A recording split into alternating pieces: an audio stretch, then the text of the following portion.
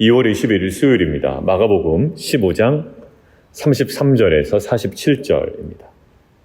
오늘은 예수님의 사역의 절정인 십자가에 달려 돌아가시는 장면입니다. 모든 복음서에 기록이 되어 있습니다. 약간의 내용은 좀 다를 수 있겠습니다만 공통점이 하나가 있습니다. 예수님의 십자가상에서의 육체적인 고통을 묘사하는 데는 많은 지면을 할애하고 있지 않다라는 거예요. 예수님이 육체적인 고통을 느끼지 않으셨는가? 그렇지 않습니다. 그런데 예수님께서 당하시는 그 육체적인 고통이 얼마나 심하셨는지에 대한 표현은 복음서에 그렇게 자세하게 기록되어 있지 않아요. 그 못 박히신 손에 느껴지는 고통, 창에 찔린 그 옆구리에 느껴지는 고통, 숨조차 제대로 쉴 수 없는 마지막 순간의 그 고통은 이루 말할 수가 없을 건데도 불구하고 자세히 기록하지 않고 있죠. 그러니까 예수님께서 십자가에서 느끼셨던 고통의 실체를 육체적인 고통으로 제한하지 않으셨습니다. 그리고 그것이 어찌 보면 예수님이 당하셔야 되는 십자가의 고통의 어찌 보면 실체가 아니었다라는 이야기도 됩니다. 우리는 영화나 또 영상을 보면 예수님 너무 아프셨겠다라고 하지만 성경은 예수님 너무 아프셨어 라고 이야기하지 않아요. 물론 아프셨습니다. 자, 그러면 성경은 예수님이 십자가에서 당하신 고통의 실체가 무엇이었는지를 어떻게 얘기하고 있을까요? 오늘 34절에 이렇게 나와 있습니다. 제9시에 예수께서 크게 소리 지르시되 엘리 엘리 라마 사막다니 나의 하나님 어찌하여 나를 버리셨나이까.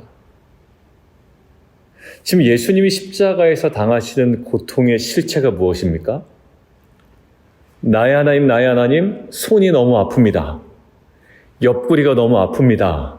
숨조차 제대로 쉴 수 없습니다라는 육체적 고통이 아니라 예수님께서 십자가에서 당하시는 고통의 실체는 하나님으로부터 죄로 인해 버림받아 지금 관계가 단절됨으로 인한 고통이었다라는 거예요. 예수님께서 십자가에서 당하신 고통이 어떤 고통이었다고요? 육체적인 고통? 예, 물론 있었습니다. 그러나 성경이 지금 주목하고 있는 건 예수님께서 십자가에서 당하신 고통의 실체는 육체적인 죽음뿐만 아니라 그 실체요, 그 궁극적인 모습은 하나님과의 관계의 단절에서 오는 고통이었다는 거예요. 이것들을 가지고 묵상을 해보겠습니다. 고통, 그러면 애통이라고 할 수 있겠죠. 그럼 과연 우리의 애통의 주제는 무엇인가라는 겁니다. 경제적인 상실, 또 건강의 상실로 인한 애통과 고통이 물론 있죠. 마치 예수님께서 십자가에서 못 박혀 돌아가실 때 느꼈던 육체적인 고통과 비슷할 겁니다. 없지 않아요.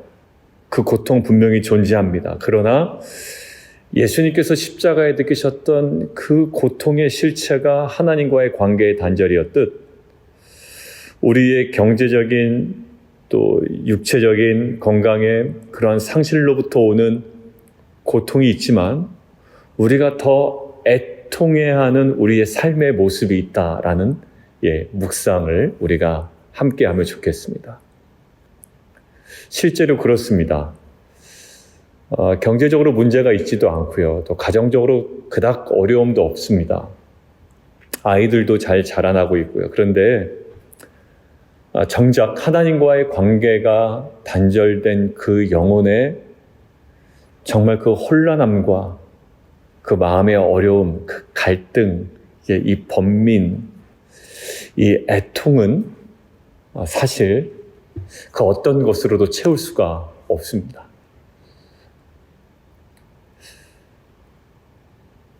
그 다른 것으로 채워보려고 해도 사실 가장 궁극적인 내면이 사실 채워지지 아니하고 회복되지 않습니다. 더 화려한 것으로, 더 재미있는 것으로, 더 자극적인 것으로 우리 안에 그 모든 허무한 감정들을 채우려고 하지만 사실 우리 내면 깊숙한 곳에 저 근저에 있는 그 애통함은 오직 하나님과의 온전한 관계로만 회복되는 줄 믿습니다.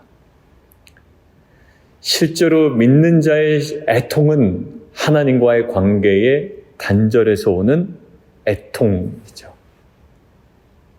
그 가난함, 어떤 것으로도 채울 수 없다라는 그 고백, 그리고 주 앞에 나아가 무릎 꿇음을 통해 그 회복된 관계를 통해 우리 안에 누려지는 그 만족, 회복.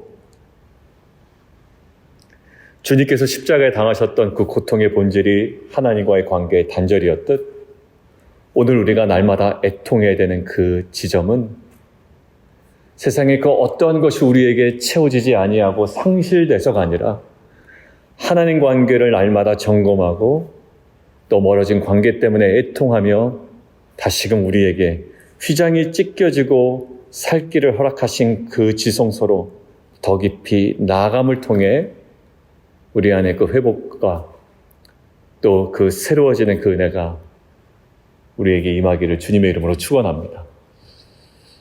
그 예수님의 고통의 실체를 통해 우리가 더 점검해야 되고 우리가 더 애통해야 되는 그 자리, 하나님과의 그 관계의 자리, 회복의 자리, 이것들을 날마다 사모하고 또 누리는 귀한 공동체가 되었으면 좋겠습니다. 오늘 두 번째 백부장의 모습을 보면 그렇게 숨지심을 보고 이르되 이 사람은 진실로 하나님의 아들이었다라고 이야기합니다. 뭐라고요? 숨지심을 보고. 예수님이 높이 올려지는 모습이 아닙니다. 로마의 어떤 권력자로 등극하는 모습을 보고 하나님의 아들이라고 느낀 것이 아니라 하나님의 계획 가운데 십자가에 달려 죽으심을 보고 이방인 백부장이 하나님의 아들이라고 고백을 합니다. 우리의 성도다움이 어디서 나올까요? 세상의 모든 화려한 것들과 더 풍성한 것들을 드러내므로, 물론 그것도 하나님의 역사와 은혜를 드러내는 귀한 수단이 될 수도 있습니다만, 우리에게 요구하시고 또 우리를 부르시고 초대하시는 그 모습은 주님께서 먼저 본을 보이시고 그 자취를 따라오게 하셨던 그 십자가의 길입니다. 저희 교회 비전 아시죠? 세상의 인류가 아닌 십자가의 삶으로 빛과 소금의 사명을 감당하는 교회. 그의 죽으심을 보고 진실로 하나님의 아들이었다 고백했던 이방인의 고백처럼 우리의 고난에 감당하는 모습을 보고 또 날마다 자기를 부인하고 십자가를 지고 가는 그 모습을 보고 이 이방인의 백부장과 같은 고백이 그 우리가 전하려고 하는, 우리가 다가가려 하는 이 지역사회 잃어본 영혼들의 그 입술의 고백 속에 또 날마다 고백되어지는 귀한 은혜가 있기를 원합니다. 네, 저 성도의 삶, 그리고 그 성도의 삶에 정말 가장 근간이 되는 그 예수 그리스도의 십자가가 정말 나에게 구원입니다. 그 주님이 나의 구세주입니다. 라는 이 고백이 십자가를 통하여, 그리고 십자가의 삶을 살아가는 성도들의 삶을 통하여 정말 놀랍게 전해지는 귀한 축복의 통로가 되기를 주님의 이름으로 축원합니다. 세 번째는요, 오늘 아리마대 사람 요셉입니다. 우리 지난 주일에 함께 나눴는데, 왜 당신의 무덤을 빌려줬습니까? 예, 그분께서 주말만 사용하신다고 합니다. 정말 조크였죠. 이 사람에 대한 설명이 주일에도 설명했듯이 부자라고도 설명되어 있고요. 예수님, 마태복음에서는 예수님의 제자인데 그것들을 숨겨왔다고 이야기합니다. 그리고 오늘 본문에서는 존경받는 공회원이라고 이야기하죠. 자, 예루살렘 공의회에서 예수를 어떻게 보면 신성모독으로 판단을 한 겁니다. 그 예수는 결국 못 박혀 죽게 되죠. 근데 지금 공회의 결정과 어찌 보면 아리마대 사람이 공회의 일원이었는데 어떻게 보면 반대의 일을 하고 있는 겁니다.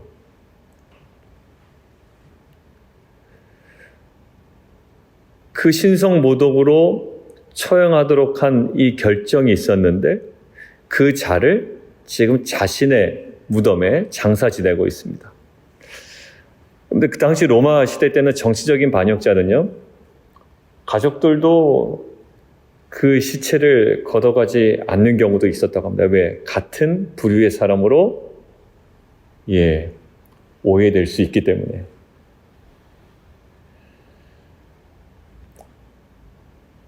새 먹이가 되기도 하고요.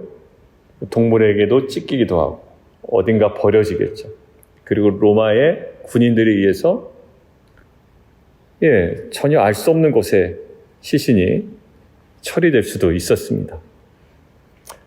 아무튼 근데 아리마대 사람 이 요셉이 어찌 보면 자신의 예수님의 제자임을 숨겨왔다가 결정적인 순간에 당돌하게 빌라도에게 가서 시체를 달라고 하고 장사를 지내죠. 여러분, 그런데 요셉이 만약에 자신의 무덤에 예수님을 장사하지 않았더라면 한번 가정을 세워보면요, 예수님의 부활을 증명할 방법이 없습니다. 왜요?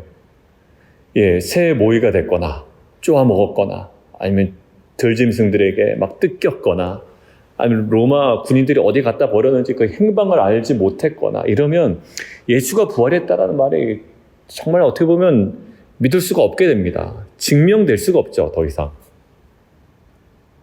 그리고 가정묘의 장사가 되었다면 이게 누구의 시신이 없어졌는지 이게 좀 아주 곤란스럽습니다. 그런데 아무도 사용하지 않은 묘에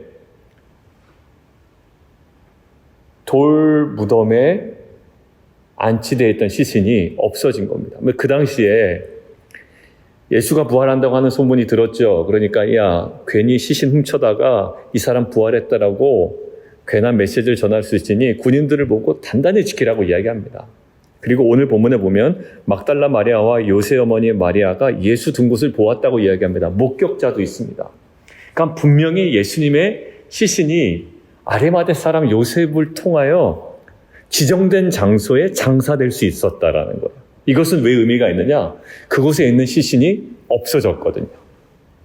아무데나 버려진 것이 아니었습니다.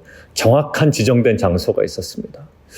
여러분들, 이 부분이 어느 학자가 이렇게 써놨어요. 하나님이 예수님의 장례를 위해 예비하신 자였다라는 거예요. 맞아요. 부활을 위해서는 이것이 지정된 장소에 장사가 되어야 됩니다. 근데 아무도 나타나지 않았거든요. 하나님이 예수님의 장례를 위해 예비하셨다. 누구를요? 아리마대 사람 요셉을. 하나님은 지금도 하나님의 역사를 위해 우리를 요셉과 같이 준비하시고 또 예비하시고 부르고 계시다라는 사실이 강하게 다가오더라고요. 아리마대 사람 요셉 아니었으면 큰일 났겠죠. 근데 하나님은 아리마대 사람을 준비시키시고 예비하셨습니다. 그리고 그는 그동안에 예수님의 제자를 숨겨왔지만 당돌하게 나가서 결단하고 순종하고 시신을 처리하여 자신의 무덤에 장사를 지냅니다. 이 사람 어떤 사람이래요? 43절.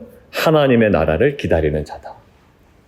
저는 여기에 오늘 주목하고 싶습니다. 하나님의 나라를 기다리는 자. 이것이 무엇을 기다리는지 구체적으로 명시되지 않았어요. 유대인들은 이 표현을 경건한 자라고도 이해를 했습니다. 근데 하나님 나라를 기다리는 자, 아리마대 사람 요셉, 이 사람의 어찌 보면 이 결단과 이 순종을 통해 예수님의 부활에 정말 중요한 발판이 지금 마련되고 있는 겁니다. 하나님의 역사를 위해 어찌 보면 아리마대 사람 요셉을 예비하신 것처럼 지금 하나님의 구원의 역사를 위해 빛과 소금 교회를 예비하시고 또 우리 사랑하는 성도들을 예비하셔서 그 일들 속에 어렵지만 또 결단하고 순종함을 통해 그 일을 하나하나 성취하시고 이루어가시는 줄 믿습니다. 우리 성도님들이 각자의 삶도 어렵죠. 근데 어려운 가운데 한 영혼을 품고 기도합니다. 텐트 구성원들을 위해 기도하고 성도들을 위해서 기도하고 중보합니다. 그들을 실제로 섬깁니다. 근데 이 모든 것들이 하나님의 역사를 위하여 우리에게 예비된 일이라고 생각이 된다면 이것은 작은 일일지라도 선명한 부르심입니다. 그리고 하나님은 그 부르심을 통해 오늘 아리마대 사람 요셉을 통해서 예수님의 부활에 정말 중요한 조건을 이루어 나가셨던 것처럼 또 침례 요한을 통해 예수님의 길을 예비하게 하신 것처럼 하나님의 역사를 위하여 저와 여러분의 삶을 통해 우리 교회를 통해 정말 귀한 선한 일들을 예비하고 계시고 또 우리를 통하여 성취하실 줄 믿습니다. 오늘 그러한 기대감을 가지고 저와 여러분이 하나님께서 오늘 우리에게 주시는 그 음성을 따라 작은 일이지만 정말 순종해 가고 그 순종하는 그 자리를 통해 하나님께서 역사하신 귀한 열매들을 맛보아 경험하는 귀한 공동체가 되기를 주님의 이름으로 축원합니다. 우리 함께 기도하겠습니다. 여러분, 제가 읽고 있는 책에 이렇게 기록되어 있더라고요. 하나님이 예수님의 장례를 위해 예비하신 자가 있었는데 그게 아리마대 사람 요셉이래요. 그럼 저를 위해서 무엇을 예비하셨을까라는 생각이 들더라고요. 하나님께서 예수님의 장례를 위해 예비하신 자가 아리마대 사람 요셉이래요. 저와 여러분에게도 예비하신 일이 있을 거예요. 있어요. 어제도 이야기 나누다 보니까 각자마다의 그 사역 가운데 하나님께서 예비하신 일들이 있고 또 깨닫게 하시는 은혜들이 있고 또 순종할 때 하나님께서 펼치시는 은혜가 있어요. 그게 뭘까요? 하나님께서 예비하신 자들. 우리는요, 거기에 결단하는 거예요. 순종하는 겁니다. 여러분들, 우리에게 그리고 큰 고통이 뭘까요? 돈이 없고 건강이 무너진 것도 고통이에요. 예수님 십자가에 달려 돌아가셨을 때 얼마나 아프셨겠어요, 여러분들. 우리는 이것들을 막 극대화한 영상을 보고 막 슬퍼하잖아요. 근데 성경은 아이러니하게도 예수님의 육체적인 고통을 설명을 하질 않아요. 그냥 목이 마르다 정도예요. 근데 오히려 어디에 더 집중합니까? 어찌하여 나를 버리셨나이까라는 관계의 단절을 너무나도 고통스럽게 여겼던 예수님의 고통을 우리에게 보여줘요. 그리고 이것이 너희의 고통이 돼야 돼. 이것이 너희의 간절함이 돼야 돼. 그리고 휘장이 찢겨졌어. 이제는 그 관계 속으로 더 나아가야 돼. 햇빛이 비치는 그 발코니에 가서 하나님과 대화하고 그 관계의 풍성함을 누려 우리에게 도전하는 거예요. 그 만족된 자리로 우리는 나아갈 수 있습니다. 주님, 나의 있는 모든 외적인 고통보다 하나님 관계에서 오는 이 관계의 단절의 고통과 이 간절함이 우리 안에 하나 회복되게 도와주시고 이제 휘장을 찢으시고 새로운 살 길을 여신 하나님 그 관계의 풍성함으로 우리가 나아가게 하여 주옵소서. 우리 주님 이름 우리 한번 부르고 함께 기도하며 나가도록 하겠습니다.